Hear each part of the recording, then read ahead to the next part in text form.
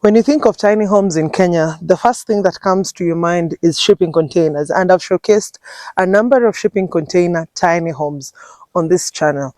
But today I'm changing my direction because since I came to Nanyuki, I have been exposed to other alternatives.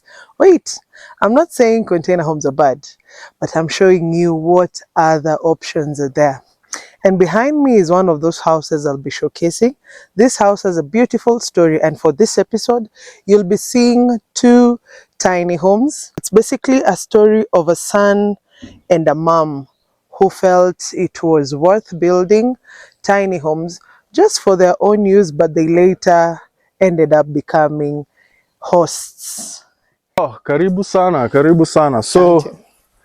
ideally, I wanted to have, first of all, as you can tell, I don't have a big space that is covered by anything other than grass, like you would throw in cabro or ballast or whatever it is. It's just grass. And that enables me to enjoy walking into the garden barefoot. Yes. From the exterior, you can see the loft. I don't know, what do you call that? A porch? Yeah. For the loft bedroom from inside the house. You'll be able to see it from the top. It was a nice place to sit and enjoy the garden. This is the porch. Again, look at the detail of the natural stone panels. Again, I used them for cladding the porch for my house. The windows specifically, I made them myself, like I told you. I worked in a wood workshop. This is red cedar. And from the inside, you'll be able to see more details of the planks that I have used for the framing. Then I used the logs also. They'll give them the distinctive cabin look, and that's exactly why it's a cabin. These ones, I had to go to a farm somewhere and harvest them. It was some real hard work because we had to cut them down, have them carried from the valley, you know, try and treat them and bring them all the way here. You've never worked with them before. But anyway, it was a beautiful experience. This door, yeah, this one I got it from my mother. I stole it from her house. Don't tell her that. It's 100 years old now. Oh. To avoid the normal plain concrete floor look, I went for a feeling like you're walking in a river. The river stones and water running through it. But for people like me who like walking barefoot, it's very therapeutic and very welcoming when you have to step on them. So, karibu inside. This is the interior of the house.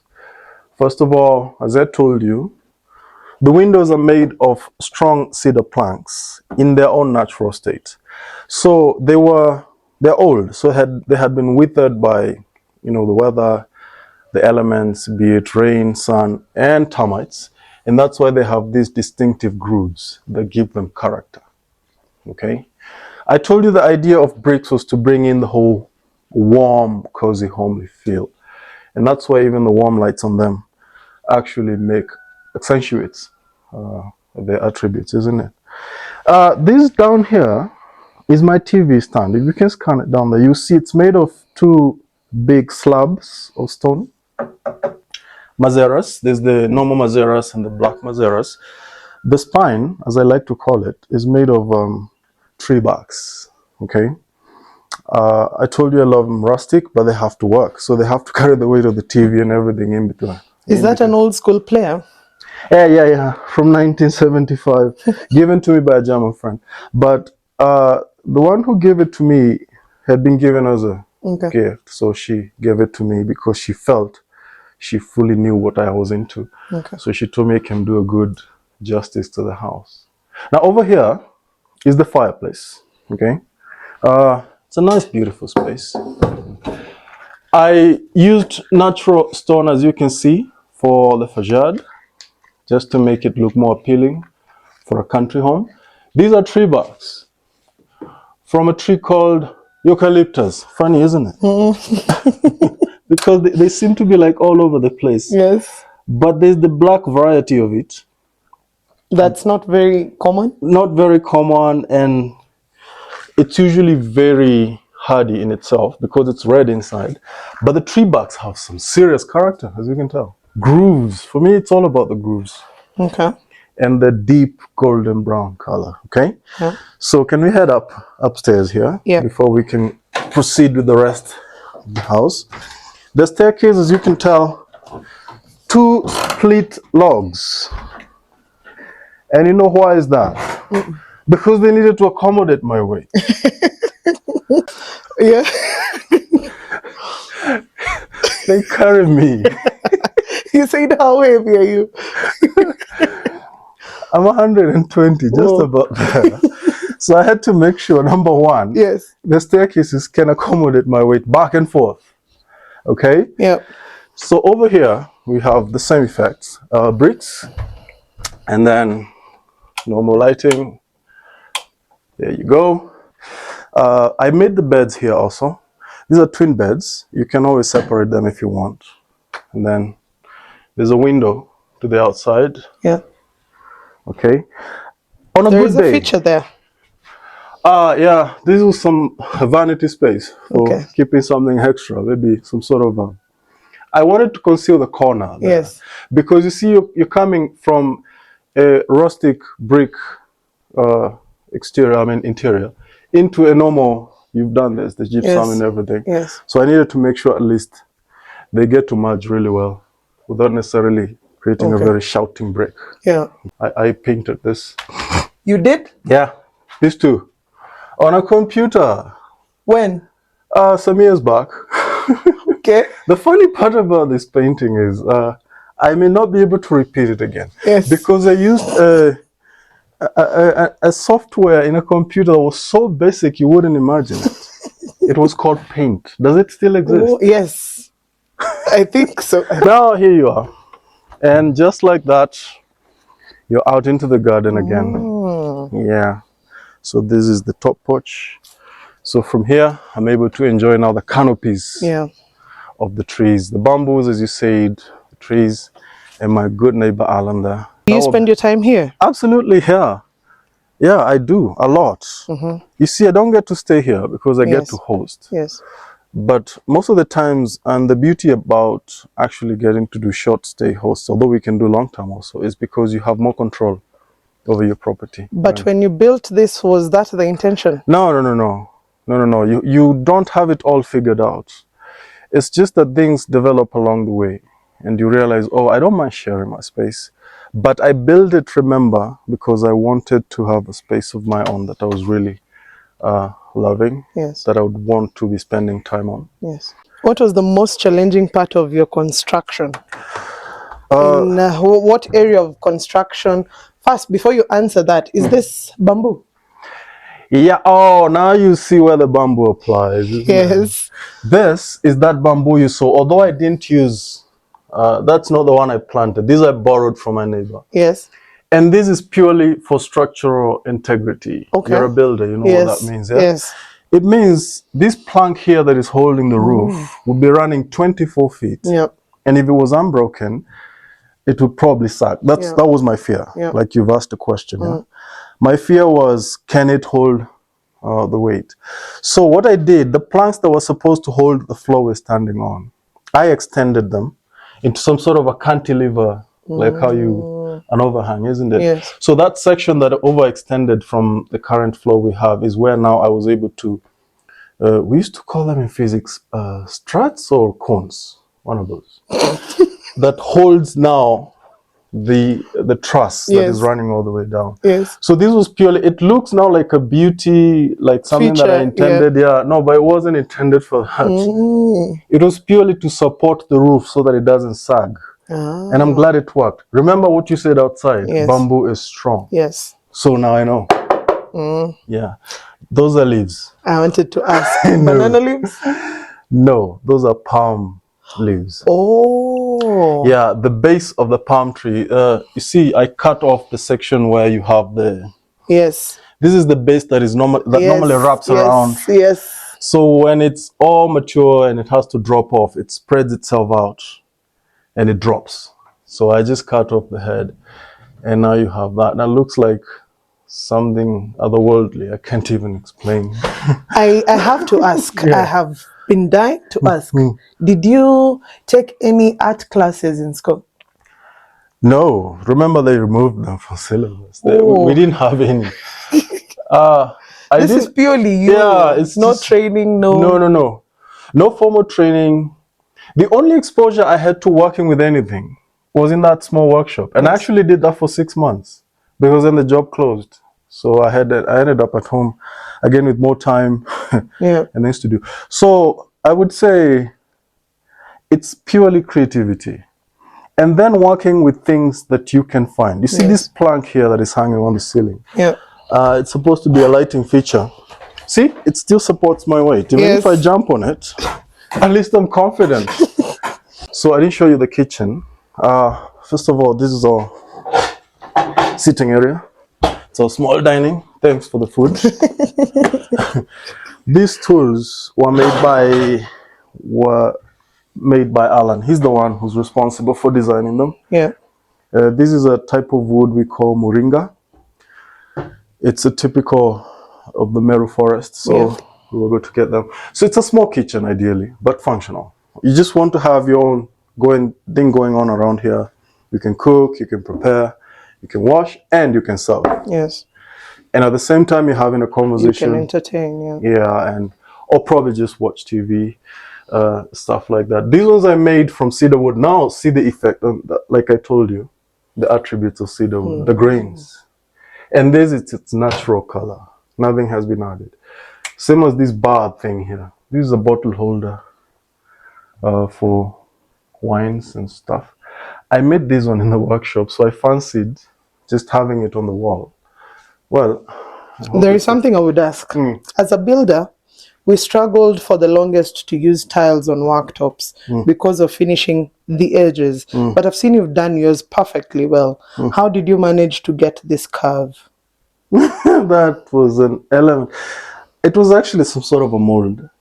You do realize it's some sort of a slab on top here, so that I can place the tile. Yes. So I attached a small piece of plywood on the shuttering. Thing you put the slab on, and then I bent it, and then I created an effect. Usually I would use some sort of wood, but I realized it wasn't going on together. So I just walked around it just to make sure I have a curve. This is good detailing. Yeah, and it's just, then I went to the shops and I realized, oh, there's a big slab of, no, you call a big tile that I can use once off. So yeah. Also, the detailing on your cabinetry is beautiful. Yeah. The hinges specifically. Yeah, you want to bring out a chest effect. Yes. You know those chest boxes? You want to make it look like it's a chest box down there, rather than a normal plain boxes. And the brick also follows in the kitchen? Yeah, purely for the beauty of it. It's purely aesthetic. But again, they're also polished, so they don't soak any water. Yes. And it's easy for cleaning up. So this is the hallway to the main bedroom. Yes. Of course, on the left there is the washroom. This is the door I also made here. Remember, the reason being I wanted some seriously almost 6 inches of frame. I made the door here on site because I wanted a door that has a bigger frame than the normal 4x2s that we use. Then I wanted it to be cladded with cedar, like I said. It's cedar all over the places. So you see it's red, nice and beautiful, and it blends well with the mahogany door that I went and bought. So that is how I came up with that beautiful door. This is the bed room. And the unique feature about it is, yes, white walls and all that, but you break that with the good tree-barked headboard of the tree. I made them here also.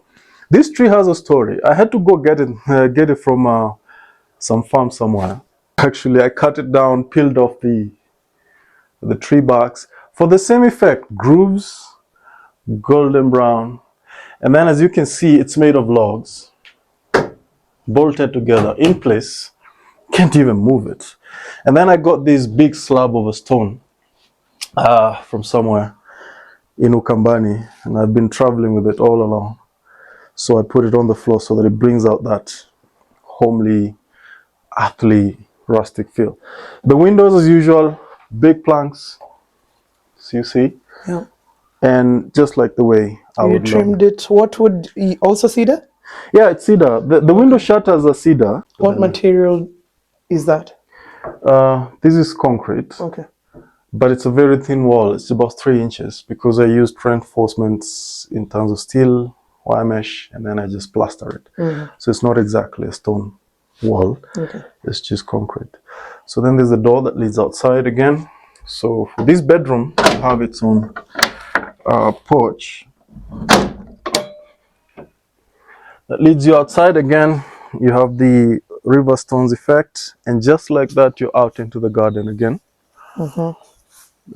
which is also a beautiful thing. So yeah, as you can tell, that is how the house goes.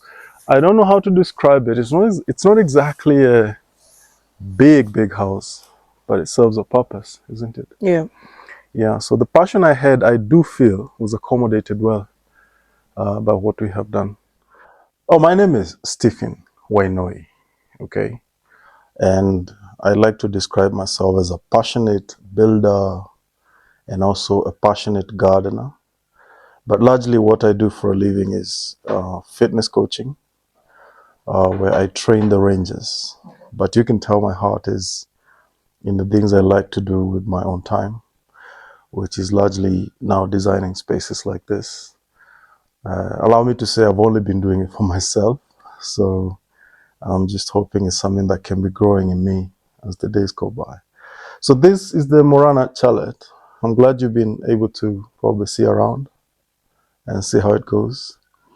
And it's a project I started from in 2019, I would say, but it took some real turn in 2020. That's when I had now started putting up the building. And then COVID hit, you remember? So things have to stop. What that meant is that now, of course, you have no work, no job, but you have time and you have a thing going on in your heart. And so, since I had already decided what I wanted with this space of land, I felt building a building like this would be something I would really love to do. So I put together the little pieces of designs I had within me. I have a cottage that I had built. I'm hoping we'll have an opportunity to have it, isn't it? To have to see it. I chose to use that as a foundation, something I can build onto that, because I had never built something with a loft before. So you have to think many things in between. But this is a time when you don't have all the means to put everything together. So the first thing that comes into your mind is, let me just do what I can do without necessarily needing a lot of money. And that was gardening. So what started was the gardening part. I would dig up the spaces, plant the grass, tend to the flowers, just make sure the garden is enough. Acting like they say, act ready until you are, so that when I'm ready now to set up the whole house, things will go as planned. And then eventually, of course, I was able to start building the house. As you can tell, how do I describe this? It's a cabin because it has logs, isn't it? But then it's a medley of some sort, because in the interior, as you can tell, I fancied using bricks, largely because of their earthly golden brown. It's rich, it's something. I'm into rustic kind of feel, so I felt bricks would work. And with my experience with the cottage, I knew bricks would do well with also wood. And as you can tell, they blend really well. For instance, the windows, I prefer to use the wooden planks from the old cedar planks I had at home. And then I figured if I can have like a wooden floor. The centerpiece, of course, would be a fireplace. Hope you get a nice opportunity to have a fire by there. It's usually very beautiful for just ambience, warming up the space, and making it cozy, making it feel warm and homely. So from there, then I had to work out how everything fits into everything else. For instance, now you have a loft, an upper bedroom there, access to the space. So you need to work out staircase to go into the place, fitting the rooms as they're supposed to be nice and spacious. The ground bedroom, for instance, the kitchen is an open plan.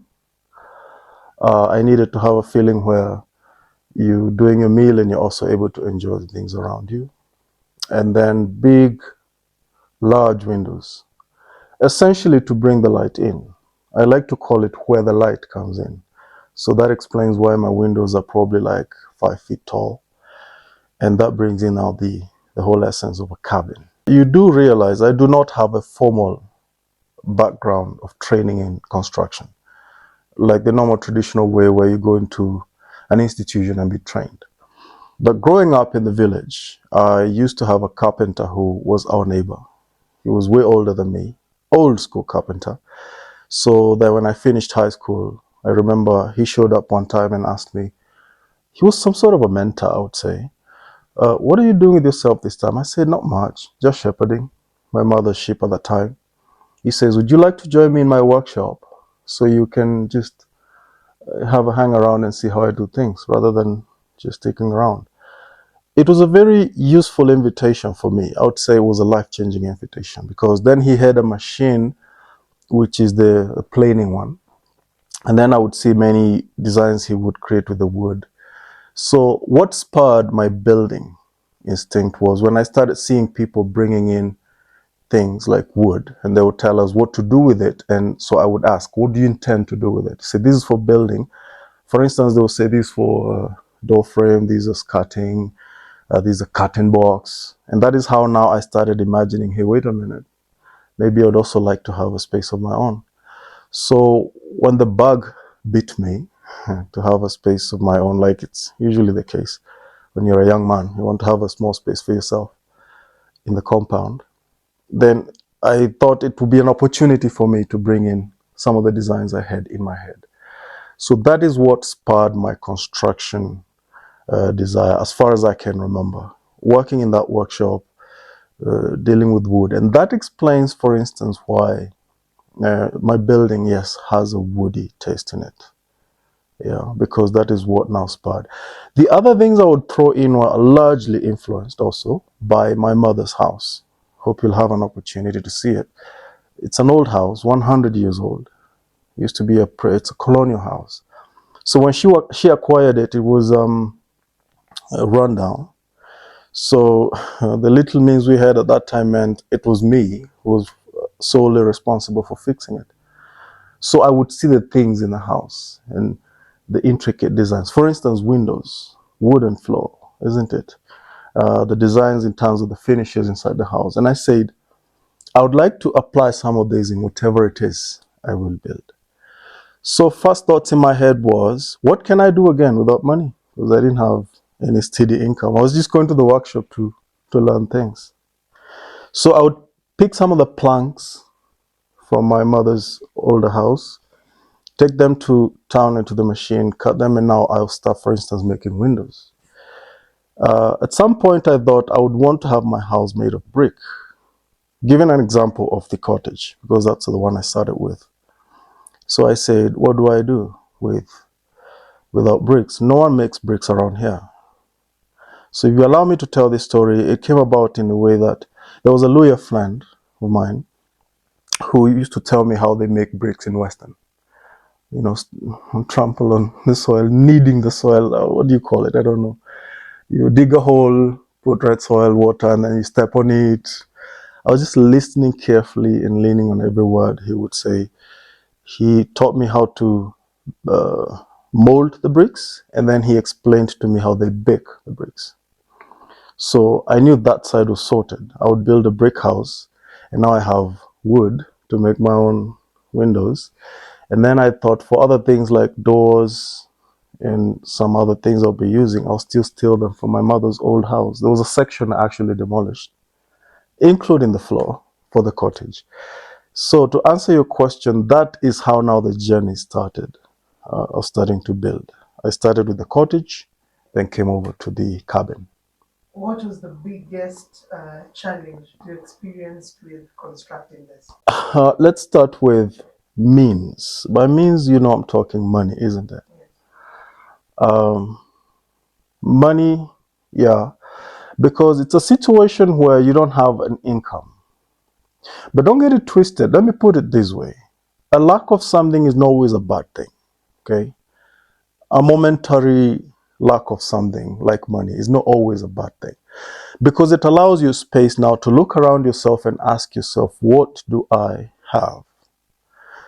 in our conversations with you, I understand. I could see you're really well versed with the Bible, and there's some excerpts of it I'd like to use. One of the instances where someone asked for help, and I think the Lord asked him, "What do you have?" Yes. Whether it was you will teach me more on that. But then the first question was, "What do you have?" I think even the question where Jesus was turning water into wine, he had to ask them, "What do you have?" So I thought in this instance, I'm a young man, I have the energy and I have the time. I may not have the money.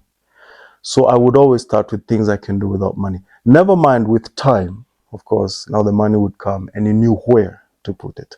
So that was one of the biggest challenges. So most of the things you have to do it by yourself, and it takes time, a lot of time.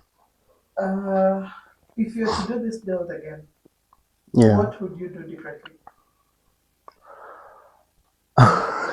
It's interesting. No, I just love it the way it is, if you ask me. Maybe slightly, some spaces will be bigger. I'll probably use less concrete because it was easy when you're doing concrete because their fundis will know how to do it. But logs, not so many. Steve, when I entered, the first thing I noticed was your gate, and I know it has a story. Please tell me about your gate, especially the wall next to your gate. Oh yeah, this is a red natural stone that is normally found in some place. This is like Kipia. There's a place called Jokali. So I had to transport it from there because ideally, as you can see, when I started to build this space, I would have easily gone for dig up a trench and put a stone wall. But then the trees eventually would affect the foundations of the stone wall. So I decided to do paneling with natural stone. Again, for aesthetics, I'm into rustic build and also have that natural feel, okay? So that now it clads the gate, as you can see, that now gets into the property. My only desire would have been, if now I can mention it, have a bigger gate because of campus. Because there are people who come with some real big vehicles, and sometimes the height here and the trees. I do love my trees, but maybe that's something I can work on as the days go by. Was this a pure DIY? Yeah, entirely. Because remember, these are panels. Yeah. I build them on the ground. I'll show you some pictures of when I was trying to lift them, and try and get some muscle to build them, Okay. to lift them into place. Yes. But we had to build them, first of all, as panels on the floor. Yeah. And then you put them into place. And that is why now they were able to come out as they are. And then we put a screen, and I'm sure it works perfectly well. Your landscape is beautiful, and you have bamboo. I love bamboo so much. Seeing it here feels like I want to carry them and take them back to Kajiado. Absolutely, because first of all, you'd imagine the original plants in this place is this called the shrub here. It's called moricho. Yes. The bamboo was not there, and there was also the morichos here. Yep. This is some seed that I later planted just to keep it more company. Yep. And add more volume. Yep. So that when you have an entrance, you have this feel of a winding driveway into the property. And then the whole other idea was to, again, add some more volume of flowers so that at least the house is not that visible, but still have a glimpse of it. Yeah. That gives you the idea you're really into the country. Fortunately, I understand there's some people who are specializing in ways and manners of using bamboo. Yep. So I'm supposed to believe if we can go more into having them within ourselves, planting them into our gardens, they can be of more use in the future that we can actually comprehend at the moment. But let me put it this way. Yeah? Yes. I am a designer, a creative designer. Yeah. So it differs a little bit from a landscaper. Yeah. In as much as I can design a garden like I have done here, I can do it purely out of using my mental faculties, just being able to design space and all that. But I'm not able to identify every plant by its botanical name and all this and that. A good florist or a good landscaper can be able to tell you that. But I'm not so sure I know. But I do know the bamboo. Yep. I know these trees because they are native to this place. Yep. And this one over here, would you like to take a look at this? It's called the Murana. So this is where the name of the property comes from. Yeah, it's the majestic cedars. Okay. It has its very beautiful qualities and attributes. Number one being it's very durable.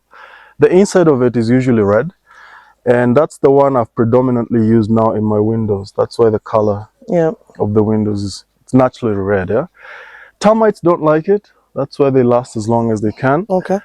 But our native language for it is Murana, but it's actually cedar. Okay. Yeah, not cypress, cedar.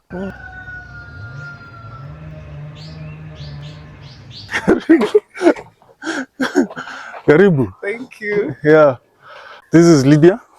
Wainoi, my mother. Hi, ma. Hi. Asante sana. Mimi ni Lydia, Steve's mom. Yeah. Nice. Huyu ni kijana yangu ambaye tumesaidia sana kwa maisha. Yes. Kwa sababu nakumbuka wakati alimaliza form 4 aliweza kusema atajenga nyumba. Yes. Lakini wakati huo miti ilikuwa imekatazwa kukatwa miti, na nilikuwa nasema tu ningetaka ajenge kitu ambacho kitadumu. Yes. Na kwa sababu alikuwa tu amemaliza form 4 akaja na idea ati aweze kutengeneza bricks. Nakumbuka aliweza kupata mchanga huko town, lori moja, na ilikuwa kama lori mbili hivi, na akaanza kutengeneza, kuponda matope mpaka sasa nikashindwa, huyu kijana wangu wakati akiwa mtoto hakufanya hii, sasa hii ndio anafanya. Nikasema hebu ningoje nione. Akamaliza. Alipomaliza sasa kukawa mimi nika chip in.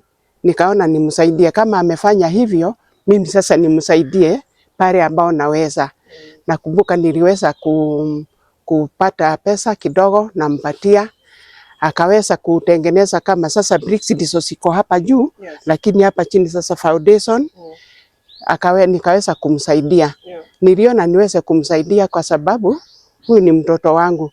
Na kwa sababu sioni akiwa na mambo ya kujichafua. Kama ukimpatia pesa anaenda kufanya mambo ingine mbali na yale alikuwa amepanga, na nikaona ni kijana wangu na ni mtoto wangu. Kama sitamsaidia, ni nani mwingine atamsaidia?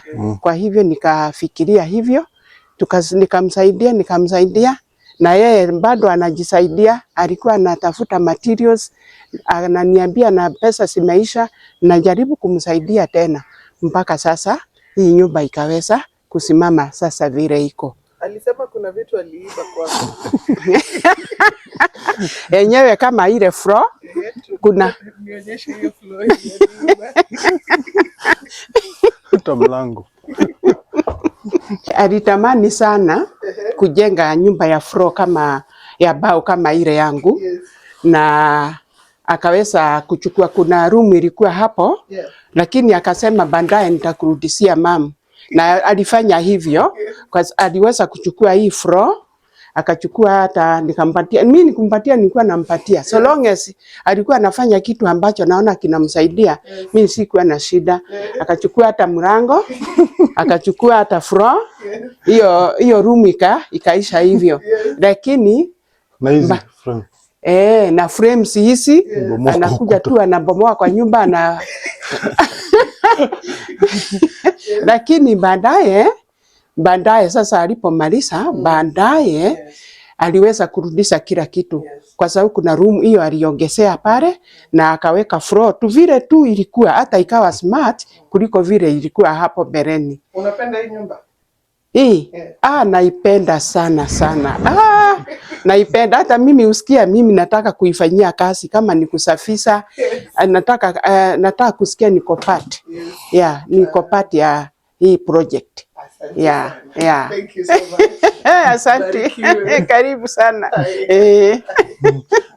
So thanks. So this, as you can tell, the cottage was the original idea that I hadn't done also before.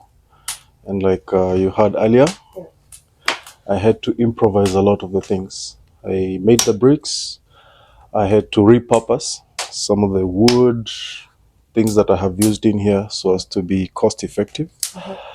So ideally that is how it happened. But this is how I like to put it, In as much as the build is very rustic, handmade, owner built and everything, I usually love to make the distinction between do-it-yourself or DIY, and when it has to be now where you involve the actual experts. DIY is more of adding personal touches to something that is already existing. So I would highly suggest, if you have to put up a project like this one, get involved the experts that are for that job. Get the fundis, get the correct materials, get everything in, so that at least the structural integrity of the building stands and it functions as it should. But as for other things like personal touches, then you can do it yourself. Because DIY is pretty much like a dessert in a meal. You know, you can't make a meal out of a dessert. Meal is a meal, and then a dessert always adds the extra taste. So I usually highly suggest, if you have to do projects like this, go for the experts. A good example is you. You are an expert in container homes. I don't think it would be advisable to go DIY entirely on a container home. I would rather let the experts do their part, but for the more personal touches that will make the place feel the way you want it to feel, yes, you can do some furniture, you can do some decorations. Plus, you're not bound by so many rules whenever you're doing a DIY. The other thing I would like to add or to conclude with is a creative is a person who, just like God, if I can use an example, finds satisfaction and fulfillment at any point of their project. Okay? They could have been as simple as when the idea is conceived, they get excited about it. They can do a thing or two to get the project started. They choose to rejoice and celebrate about that. So they might be easily misunderstood for maybe taking too long, okay, or anything like that. But a creative is a person who may take a pause and take stock of what they have done, figure it out, because it's not always figured out. And in that case, it might appear like sometimes the projects take longer. For instance, the cottage. Yeah, this one took like 6 years almost. 6 years Yeah. to finish this. Yeah, because you've done, the fundis have done their thing, the walls are up, the roof is up, you've done some electricals. But to do the other finishes and then the availability of funds also, yeah, it can take a lot of time. Okay. Yeah. Between this and the other one, which one would you say is your favorite?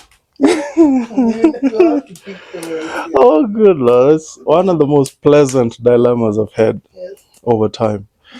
It's like the cottage is did I call it a firstborn of some sort? But remember, the cottage produced the cabin. Even you can tell by some sort of designs, the wooden floor, the brickworks, the wooden windows. It's just that the cabin now came in with more things that I could add on, which I couldn't do on the cottage. But arguably, the cottage is my favorite because it's warm and cozy and compact. But the cabin, okay, that comes in second because it has a bigger garden. Yeah. Okay. So let me say thank you. Thank you for hosting me. Thank you for telling me your story. And I believe this story will be an inspiration to someone, especially someone who wants to live tiny. Yeah. Yeah. If they want to probably book the spaces, where can they find a booking link? Oh, yeah.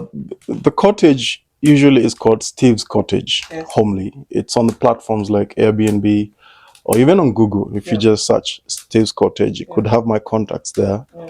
The cabin is usually Murana Chalet. It's also on the platforms like Airbnb, Booking.com. But if you search for it, obviously you will come up with the results. We love hosting. Arguably, yes. In as much as we did not originally build to host, but it was a beautiful thing as an addition. We get to share. You get to share your space with But we usually ideally prefer people who are into this kind of vibe. You're here for appreciating what has been done. Enthusiastic. And that's why you came in as a very good and pleasant person to host, because you were driven by what you're already experiencing. And I hope we've given you some of the inspirations. You have. And thanks for design changes from now on. Absolutely. And karibu sana wakati mwingine. And thank you also for being a channel that can inspire. Yeah, so we're hoping the people watching will continue following up on your content. Thank you. And they will grow. They will definitely That's grow. the prayer. Yeah, yeah. Thank you. Karibu sana. Nice meeting you. Nice enjoying this space. I really appreciate it. Karibu sana. Here's why you have to wait until next Saturday, because there is a story. This tiny house behind me has another beautiful story that I think is also worth your time. Every episode in this Nanyuki series is worth your time. So come back next Saturday. I'll be introducing you to a couple who've built this cabin by themselves. Just two people built this home. I don't want to water down the story. Come next Saturday. You'll hear it all.